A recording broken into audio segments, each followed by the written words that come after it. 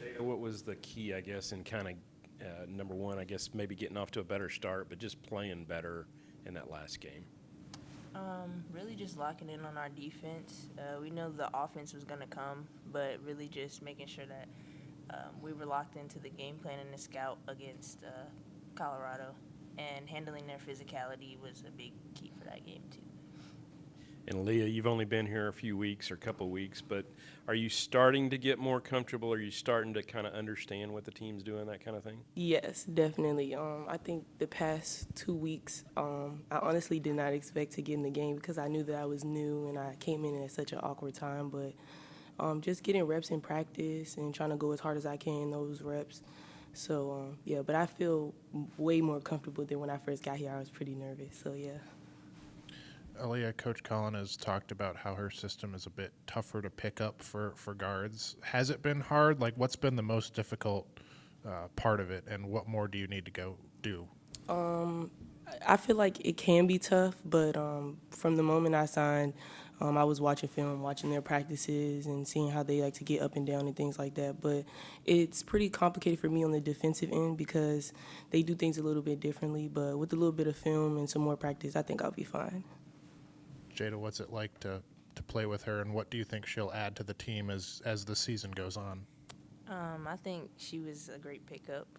She brings just intensity. She brings aggressiveness on offense and defense. And once she really picks up the system, I feel like that's a great backcourt again that we're going to have with me, Sarah, her, Yaya. Like, all of our guards are super hard to guard, whether we're coming off the bench or starting the game. So it's a great impact that she brings to our team. And then, Jada, obviously going to Arizona for a couple games, what do you want to see out of the team during this road trip?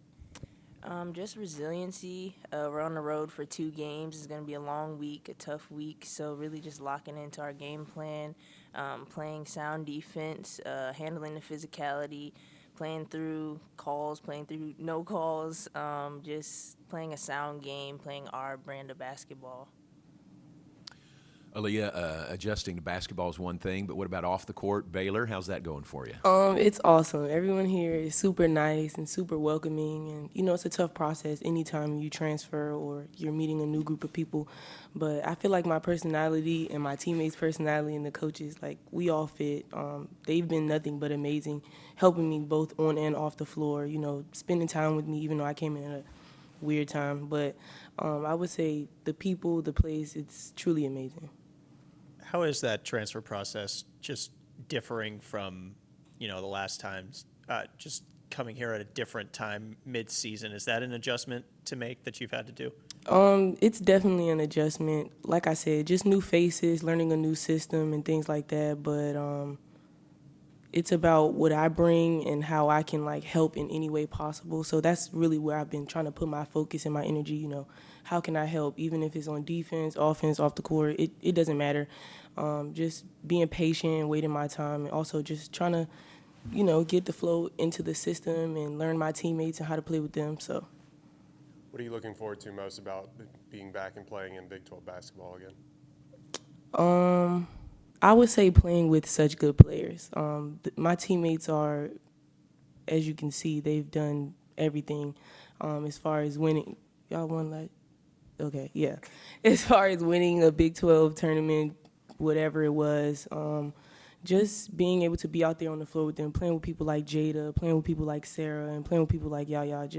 I feel like that experience for me will be really fun because everybody's so versatile and different. So I feel like that's what I'm looking forward to the most.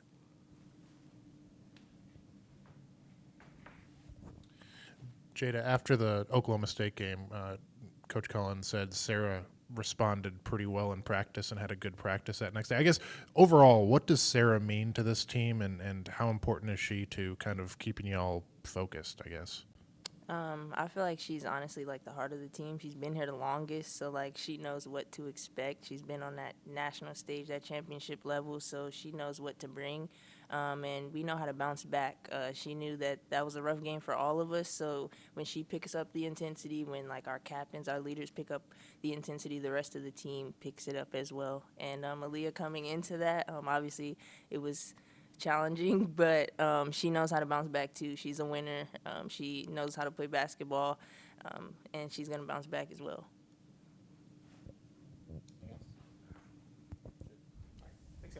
Thank you.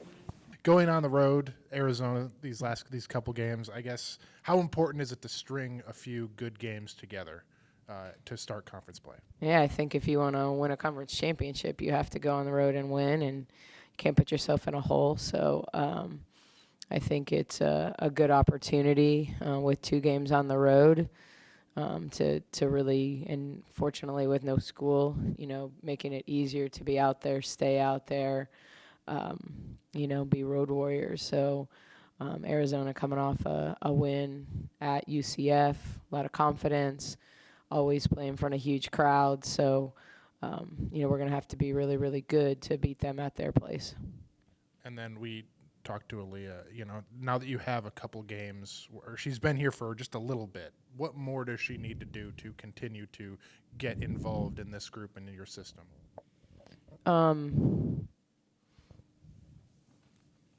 Understand what we do, certainly impact the game. Not necessarily she doesn't have to score, but be in the right spot defensively. It's hard. It's hard to acclimate someone when you have the synergy of the players who've been playing, understanding what we do. It's the time of year where it's hard for me to allow players to play through multiple breakdowns. So it's about being solid. It's not about scoring. It's about being in the right spot defensively. She's an elite defensive player when she doesn't have to think. And I think that's a unique challenge when you're in a new program and trying to figure out where you're supposed to be. She's hard to screen.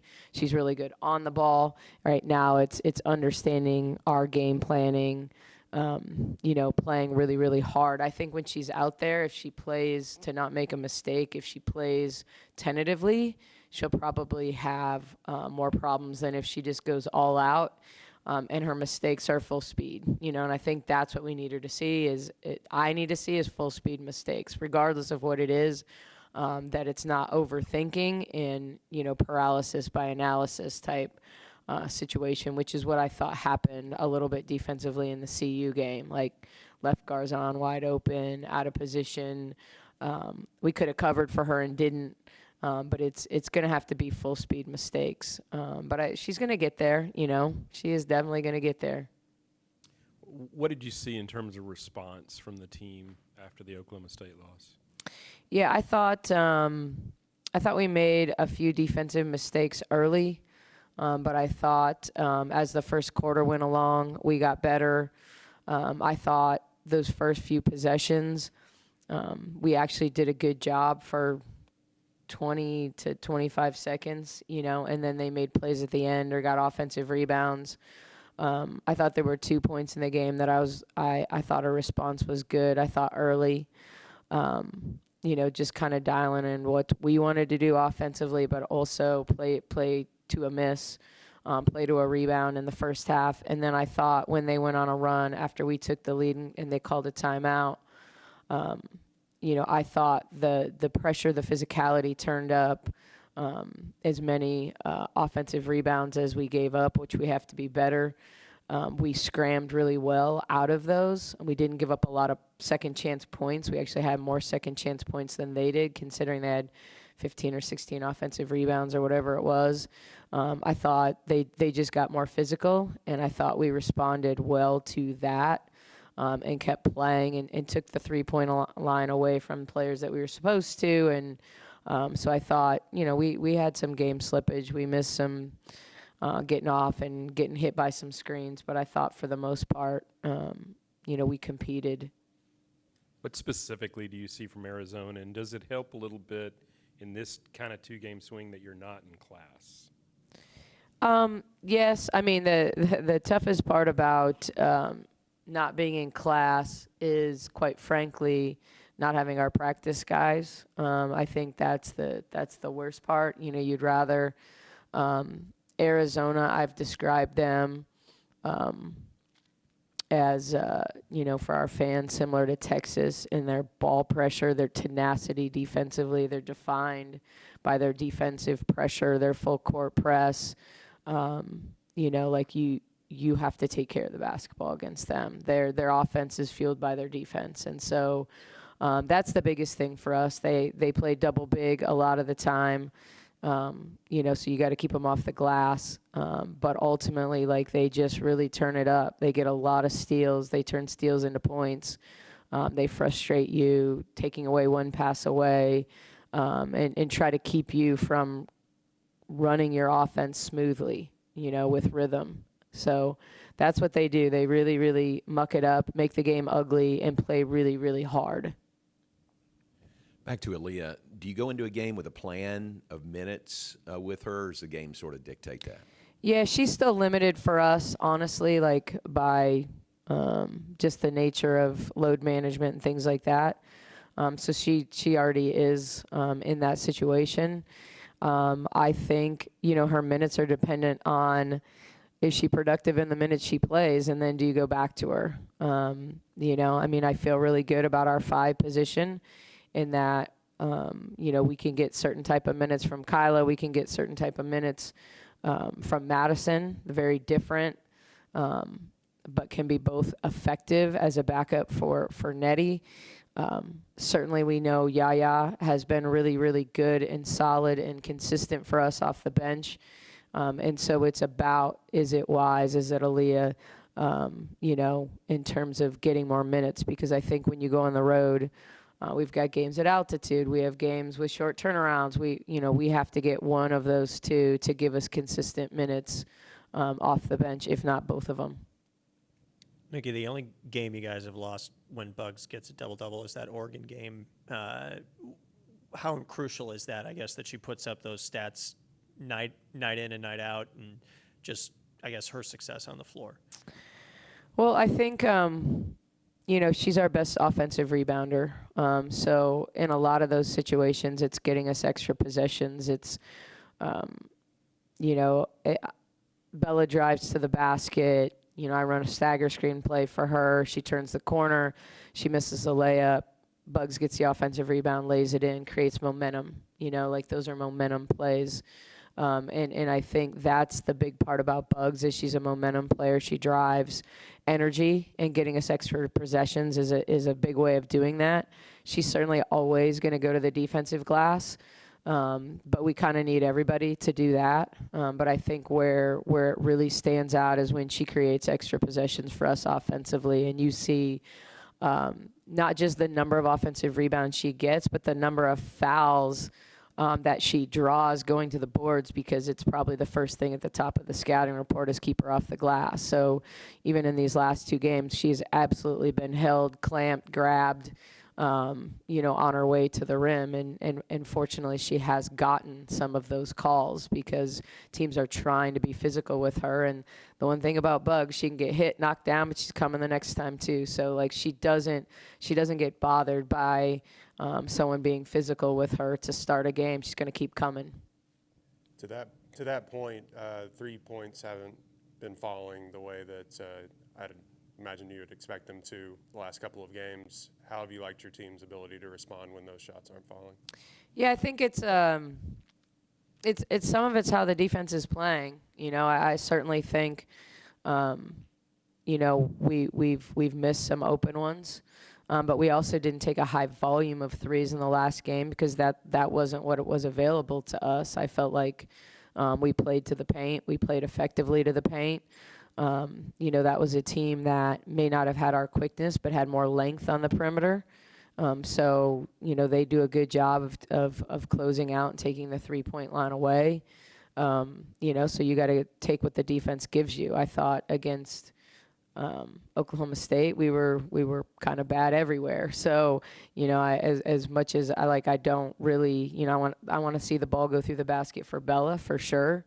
But I thought we made key threes and, made some big ones to create some separation. So to me, it's never going to be a number. It's not going to be, we need to make 10, we need to make 5, we need to make 15, we need to shoot 20.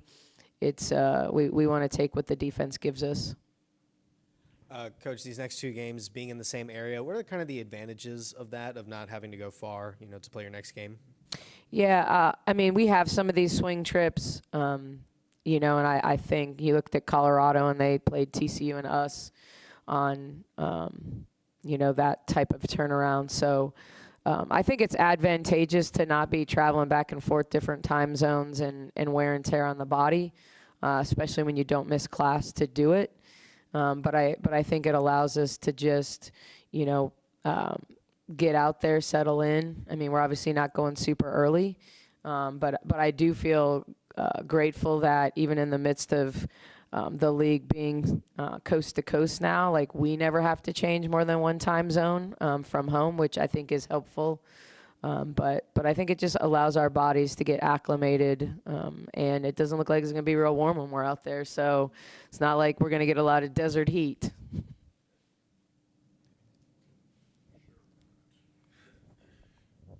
You've talked a lot about how, guards in your system take a while to get up to speed. Do you think Jada in her second year has reached another level of kind of understanding what you want from her?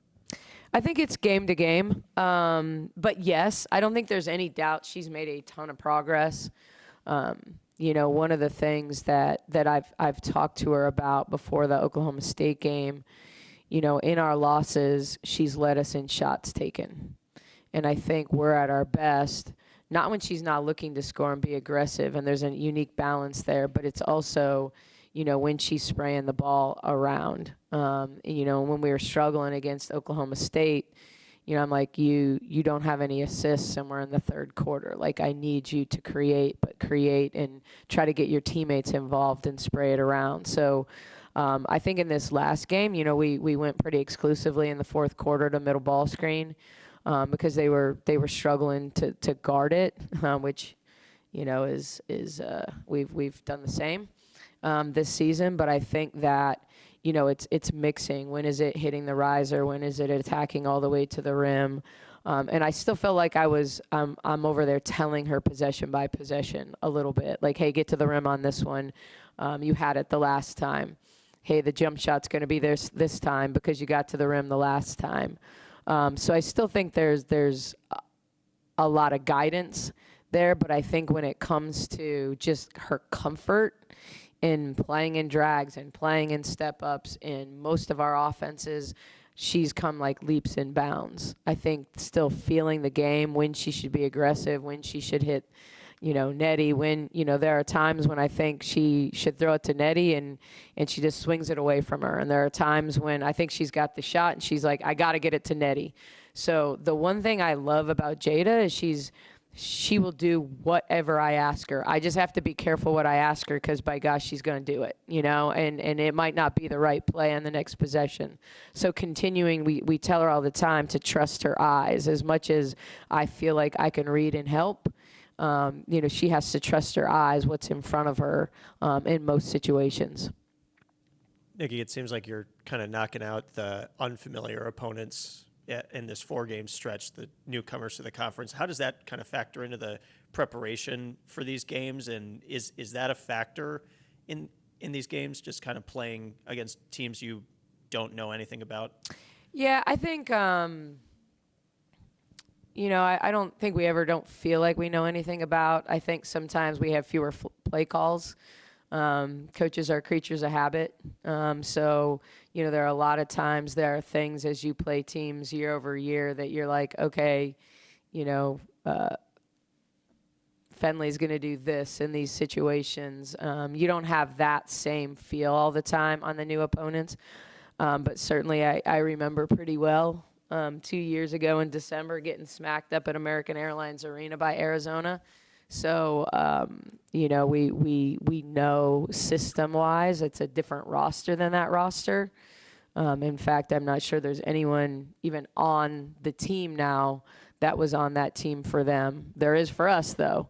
And so, I think we understand style of play. I think until you are actually in it, it's easy to say it. We talk about physicality, we talk about certain things, and then the first time you get hit, you gotta respond. the first time you play in that environment, you've got to respond.